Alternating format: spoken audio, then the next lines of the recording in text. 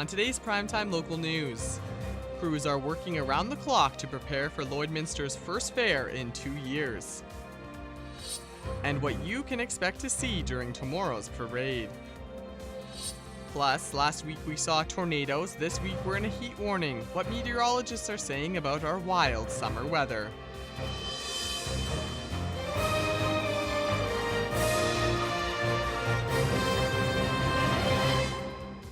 Primetime Local News, serving the Lakeland and Midwest regions. Good evening and thank you for joining us tonight. Set up for the Lloydex Fair is underway for the first time in a long time. Workers have been busy setting up for the fair in the past 3 days and making sure everything is squeaky clean and ready for opening day tomorrow.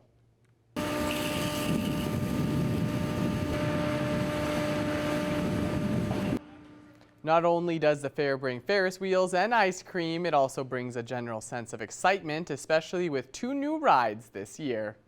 And there's definitely some excitement. Probably due to that is it's 2019 was the last time we were here, so hopefully everyone's excited. We're excited to be here. So tickets and more information can be found at lloydex.com. Well, the big kickoff to the fair is the parade, and final preparations are being made ahead of tomorrow's event. The Lloydex Fair Parade starts at 10 a.m. Floats will leave the X grounds on 50th Ave and then head west down 50th Street before heading east on 46th Street. With Lloydminster under a heat warning and temperatures expected to be 23 degrees and sunny, organizers are encouraging those who come out to bring water and sunscreen. Anywhere along the parade route is wonderful. You won't miss anything no matter where you're at. Parents are asked to make sure kids don't run onto the parade route. Organizers are expecting close to 100 floats to take part in this year's parade and say there's something for everyone. We have the world's largest shopping cart. I'm not sure what that's going to entail, but watch out for that. Synovus is bringing a 6-horse team with a carriage. Shriners, as I mentioned, a couple of bands and classic vehicles, and we always have a great turnout. You can catch a live broadcast of the parade tomorrow at 10 on CKSA television. A heat warning advisory has been issued for the border city and surrounding areas this week. Some places are even reaching past the 30-degree mark. And with these warmer conditions, people are wondering if severe storms or tornadoes are on the agenda. Well, our Shelby Clark spoke with a meteorologist on what can possibly be expected. Joining us today for Primetime Local News is Peter Quinlan, meteorologist with Global. Thank you so much for taking the time to be able to speak with us today, Peter. Yeah, thanks for having me, Shelby. Of course, no problem. I was really happy, I was saying this before, to be able to speak with you and kind of help get some expertise from you, because with these hot temperatures, especially for us here in Lloydminster and surrounding areas, is this kind of the usual temperatures you would say in the beginning weeks of July, or is this a bit different than what we were seeing last year? Yeah, last year was definitely an anomaly. We usually don't see the kind of unprecedented heat wave that we would see. Actually, it was one of the hottest summers on record. So this is closer to average. Normal daytime high for Lloydminster this time of year is around 23 degrees. And we are going to be seeing those temperatures above average right through the work week, even into the weekend. Oh, yeah. Well, I think it's good to see that a lot of people we're kind of hoping to get some hot days here, especially with that precipitation we have been getting for quite a while here starting of the summer. So I think some people are going to be happy to see this, but of course now we got that heat warning going on starting now. So I kind of wanted to also speak about a little bit with storms. You think it would be kind of expected right now, and seeing if we can kind of expect one with this week and the work week and the weekend? Yeah, so we are going to see that possibility of the development of some severe storms across the area. Likely, we're talking Wednesday afternoon into the early evening hours. Then as we head into the end of the week, things should stabilize, ridge of high pressure return. So when we have these kind of hot days, it's also quite humid. There's a lot of moisture in the air, and we get something called transpiration, evapotranspiration off the crops and the fields that adds to the moisture, that adds to the buoyancy and lift. So this is the time of year when it is prime for severe weather, and we definitely have that risk as we take you through the work week, although we will see some stabler days with a ridge moving in. And with those storms, I guess, we saw it on Friday, and we've seen this a little bit lately already in the summer with Saskatchewan having some tornadoes. What would you Yeah. say when it comes to that possibility as well? Not just even with this week, but with some of these hot days coming up here and like in these next couple months in a way. Yeah, it does look like that risk for severe weather will be ramping up again over the next few weeks. We're in the heart of tornado season, and Saskatchewan and Alberta are in Canada's tornado alley. So we see more tornadoes on average in a year in Saskatchewan than any other province in Canada. So we've seen our fair share. We've actually seen over a dozen so far this year. On average, Saskatchewan sees between 17 and 18 tornadoes a year, and we're already approaching that average, and we're only into the middle of severe weather season on the prairies. We've seen 21 tornadoes so far this year. So this is above the average where we would typically see by this point. Normally we see 42 in Manitoba, Saskatchewan, and Alberta. So looks like that risk will continue. Okay, so I guess we're gonna have to keep people staying tuned, check out that Environment Canada, watch out for those alerts and everything, I guess, with these next few weeks. And I also kind of wanted to ask, even past this week, what would you say that, people here and in the surrounding areas can expect for these next kind of summer months when it comes to this kind of weather? Yeah, so we started off the year colder than normal in terms of the summer, and we actually haven't even seen a 30-degree day in Lloydminster yet. Today into tomorrow, we've got that chance of 29 or 30 degrees. So we will likely see the summer end up landing overall cooler than normal because June was so much below average, but it looks like we're going to see more and more above average temperatures as we take you through the end of July into August as well. So if you're wanting the heat, we are going to be providing. And for you, I know we're mostly focusing on the weather, but when it comes to kind of like these heat warnings and everything, what would you suggest for people just to kind of look out for and just try and stay safe? Yeah, try and make sure you are checking in on those who are vulnerable, those who are elderly, and those who are very young as well, those who can't talk. Watch for them to become really quiet and clammy skin. We are watching for heat stroke and heat exhaustion, swelling, as well as just uncontrollable sweating and then no sweating for heat stroke. So you want to be making sure you're staying well hydrated, seeking cool places, air-conditioned spaces on those very hot days, and just checking in on those who are extra vulnerable. Perfect, Peter. Well, you heard it here, folks. Make sure you're staying hydrated, stay safe. That's top priority. But thank you once again for joining us today, Peter. Really happy to be able to speak with you and kind of get that word out and what we can expect here in the border city. Yes, absolutely. Thanks so much for having me, Shelby. Well, Shelby and I were both down at the fairgrounds today, and it was a beautiful day today. Looks like we have some nice weather in store this week. For more, let's check in with Shelby.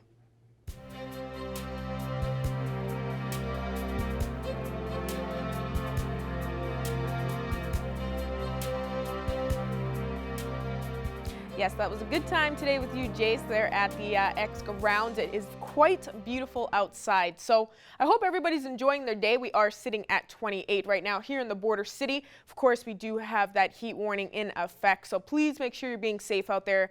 Go into some shade if needed. Go inside with some AC if possible. But please make sure you are staying hydrated and you got that sunscreen on because, safety is that top priority. But yeah, we are seeing a very sunny day. Haven't seen any clouds in sight pretty much throughout the day as well. And switching now to temperatures across the region for Alberta and Saskatchewan. On the Alberta side, most spots are in that heat warning as well, ranging from around 28 to 29 degrees in most spots. 27 in Marwayne, St. Paul, and Bonnyville there. But as we go a little bit lower on to Wainwright and Provost, they are seeing that 30 and 31 as well as over in Edmonton. Switching now to our Saskatchewan side here, they are matching with us temperature-wise for sure on the Alberta side. Going a little bit higher up, we are seeing that 28 as well with Pearceland and Isla Cross. 29 degrees with North Battleford and Meadow Lake, while Green Lake has just reached that 30 mark. And as we go a little bit lower to Macklin, they are reaching 31. So we are seeing some warm temperatures all across the region, all seeing that heat warning. So please be safe, as I was saying before, but also enjoy your day. Get outside and tan if you'd like. North Battleford will be going down to that low of 17, so that will be continuing for that warning, even for our evening low temperatures. We're going to be seeing some definitely warmer overnight lows. So hopefully you got some AC going on in your place because you're probably going to be needing it tonight. And North Battleford will be looking at 31 degrees tomorrow, so even reaching past that 30 mark, we'll be seeing that high chance of some precipitation with a possible storm later on in the day. Cold Lake will be going down to a low of 18, so they will be seeing quite a warm temperature for their evening low. Then looking at 27 tomorrow, so kind of matching with the same temperature as what they're seeing today, although seeing that thunderstorm later on in the day, seeing that high chance of some precipitation. And for us in the border city, we'll be going down to that low of 18, looking at a nice warm temperature. So please make sure you're staying safe out there. And then we will be looking at 27 tomorrow. So a mixture of some sun and cloud, although we will be looking at a little bit more sun, more in the morning and throughout the day. And then later on in the evening, expected to see a thunderstorm. So just keep watch for Environment Canada for any alerts. And now looking at one of your beautiful photo submissions. Thank you to everyone that submitted some beautiful weather shots to our Facebook page. Can't continue to do so. I will use them. This one's from Classic Carol. Love seeing Carol's submissions here. This is New Unity. Absolutely gorgeous shot. Like HD, just everything about it. Absolutely love it. So thank you so much for this, Carol. And that's all I have for now. We'll have more coming up after the break.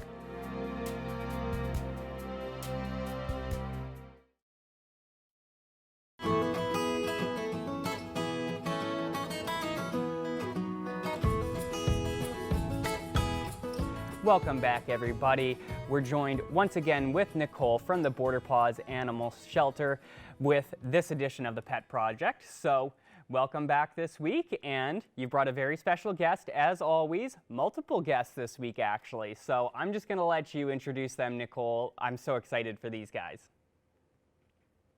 So these are our 3 guinea pigs, females. I don't sisters. We have Sun, Moon, and Star.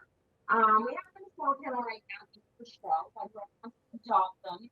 We prefer all 3 to go together. I know that's not ideal, but even if somebody has a guinea pig at home and they want to come get one of the girls, and then it'd be a lot easier to try to get the other 2 out together. They will require a much bigger beach than this, probably about, I'd say, 4 times the size of this. Just have them in a small one right now so we can show it better to the public. Yeah, they look so adorable, honestly, and guinea pigs are wonderful pets. So, you know, if you've been looking for something different, maybe you're not quite a cat person, maybe you're not quite a dog person, perhaps your kids are looking for something, you know, guinea pigs are super wonderful. And like Nicole mentioned, you know, if you have a little bit larger space for them, that is, you know, super wonderful. I know I visited a house recently where the kids had a playpen set up for the guinea pigs, and it was like a dollhouse set up. It was a really cute setup and lots of room for the guinea pigs to run around and play. So, you know, if you got the space for them indoors, certainly, definitely look into that. Stop by the Border Paws Animal Shelter and, you know, say hi and you know, think about maybe bringing them home. Beautiful. So we chatted last week about this, but you guys have a little bit more details. You have a cat adoption event coming up here right away. So I'm just going to let you go ahead and fill people in on the details now that we know a little bit more about it. So yeah, we'll have dogs, we have rabbits, now we have 5 guinea pigs there, and then tons of cats. So yeah, basically you come in after you're done choosing the channel, you come to our little bouquet and you would pick a flower, and there's going to be discounts anywhere from 10% off to 50%. There you go. So if you've been in the market, obviously mark that on your calendar. This is a great time to get an adorable pet and to save a little money doing it. You know, you put that towards, you know, some treats, some toys, maybe whatever it is that you want to spoil your new friend with. So certainly check into that. And obviously we're going to parlay into our next little bit here. But the reason you guys are doing this, and well, one of the reasons I should say, is that you guys are so full right now. You know, it's absolutely, you guys are like wall to wall right now with animals. So I'll let you again just kind of let people know the situation over there and kind of what you guys are dealing with. So yeah, we are at capacity and then some. We have tons of fill and foster as well as each at the moment. So if everyone can just be really patient with us, you know, unless a cat or dog is injured or really sick, that's really the only way we can intake at the moment. We're hoping after our event next week, we can be able to take more animals, because we've tried reaching out to the rescues as well to see if they can help. But unfortunately, this is a Canada-wide problem at the moment for every shelter. Well, there you go. So certainly, you know, if there's an extreme case, don't feel afraid to reach out to the Border Paws Animal Shelter. Certainly, you know, it never hurts to call. But as Nicole was saying, it's so full there right now. And you did mention fosters, which is a great thing. If maybe that's something that you've thought about before, but you know, you maybe weren't quite ready for the plunge or something like that. Maybe that's a nice activity this summer while you have the kids at home. You're not worrying about driving around to hockey practice and school and all this and that. Maybe you could take an animal in for a little bit, you know, just till it finds its forever home. And even that helps the SPCA so much. The Border Paws Animal Shelter, my apologies. Wonderful. So definitely get in touch with the SPCA if you're interested in that. And so one last thing here, we have an exciting event tomorrow. We're both going to be there, obviously, the Lloyd Parade, and you're going to be bringing some friends with you. Yes, we'll be at the parade tomorrow, and we've got needing to find their forever home for that big time. So Calypso and Steve will be there tomorrow. Hopefully, it's going to be a potential new home. So we're really hoping folks tomorrow. Really excited for it. Perfect. So if you're available tomorrow, certainly, you know, stop on the downtown, check out the parade. If you can't make it in person, you can always watch. We will be broadcasting it. So tune in if you can't make it in person, but you can definitely keep an eye out, check out some of those adorable animals, and maybe you'll find one that you love that you want to adopt. So perfect. All right. So that's unfortunately all the time we have for this week, Nicole, but I want to thank you for stopping by. I want to thank the guinea pigs. I want to thank Sun, Moon, and Star for stopping by and saying hi. And if you're interested in them, make sure to reach on out to the SPCA. But that's all for now, so we'll speak with you again next week. Pet Project is sponsored by the Pet Pad. For total pet care, think Pet Pad.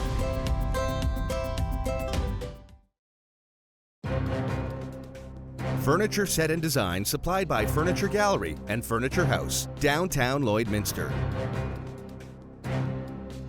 Today we have Garner Diebold, the president of the Saskatchewan Stock Growers Association, and he is here today to talk to us about the prices of beef and how it's been different from the prices that are at this supermarket right now. And so thank you so much for being with us today, Garner. For sure. Thanks for inviting us, and thanks for the interest in the topic. So Garner, kind of tell me what exactly the problem is for beef producers with prices right now, and why it's been a bit of a problem and why farmers aren't really happy with what's been happening. This is something, an issue that's been going on for a number of years.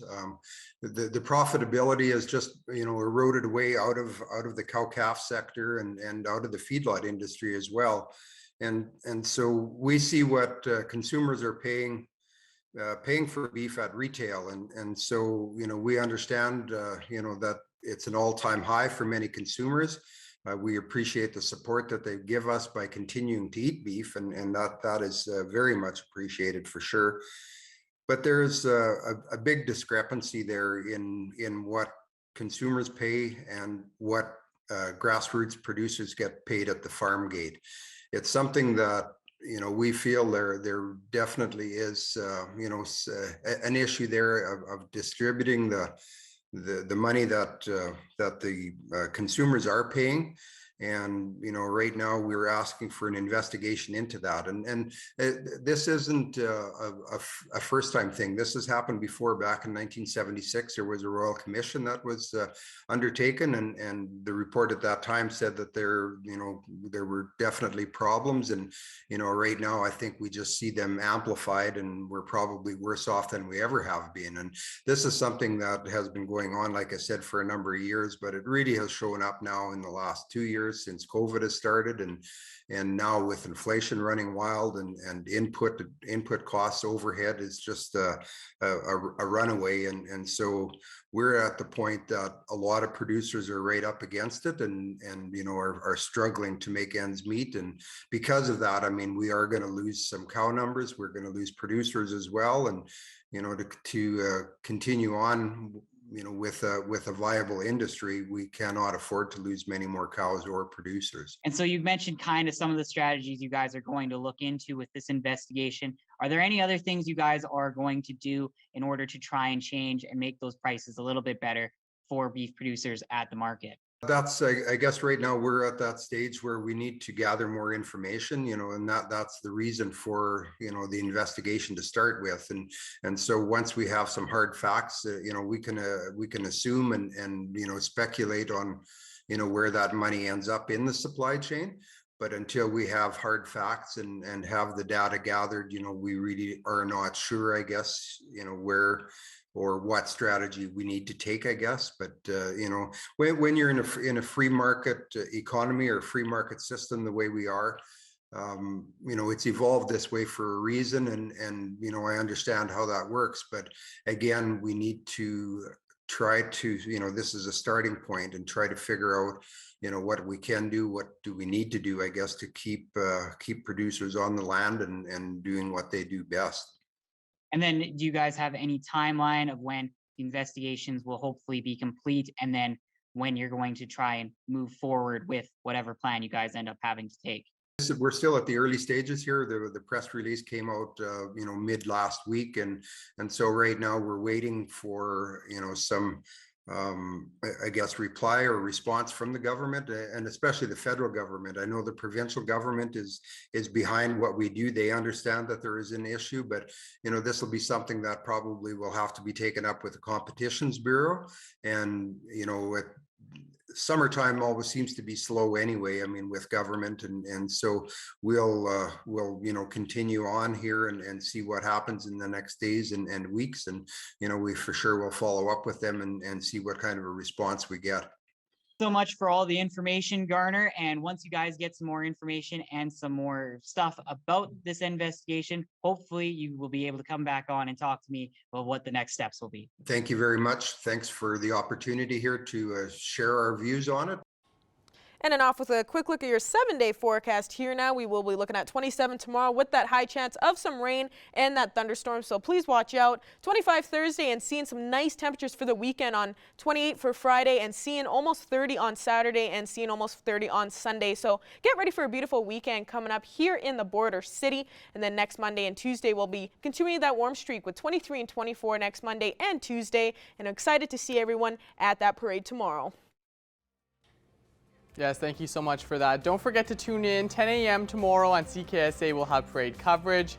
Stay tuned for our next hour. Continues next.